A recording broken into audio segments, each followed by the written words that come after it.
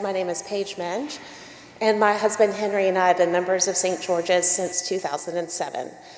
Since that time, we've had 3 children. We have William, who's 10, Ann Harris, who's 9, and Walker, who is 6.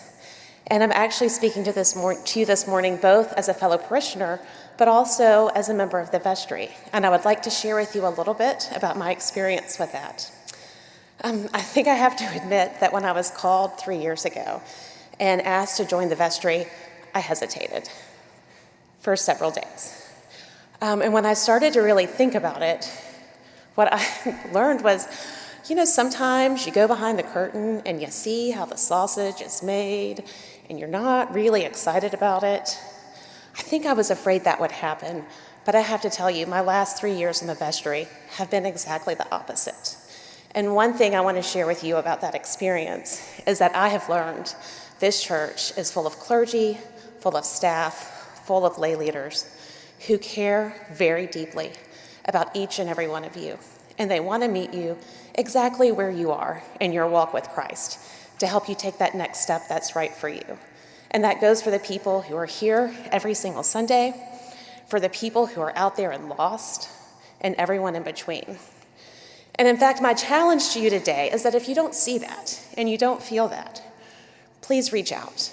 We even have a member of the staff, Martha Rhodes, didn't tell her I was going to say this, but I know she'd be fine with it, who accepted the job of Director of Lay Ministries because she wants to get to know you, and she wants to help you find that very right place for you at St. George's. And I guess before I joined the vestry, I kind of knew this was happening, but I am deeply grateful for the chance to see it up close over these past 3 years, and I am so excited about the future of this church. Which brings me to the stewardship campaign. And I want to talk to you about why we give and why I hope you will give. And for me, it really boils down to what I call the 4 C's. The first is that your pledge is a commitment to the church. This is a large building. It's about to get bigger. It requires electricity. It requires plumbing, maintenance, upkeep. It facilitates our programming, our Christian education, our fellowship, our community education. And frankly, all of that takes money. We employ a large staff to make that happen, and they actually depend on your generosity because all of that funding comes out of your stewardship dollars. The second is a commitment to the congregation. As Christians, we are a community of believers, and it takes engagement from every single member of that community to help it to thrive.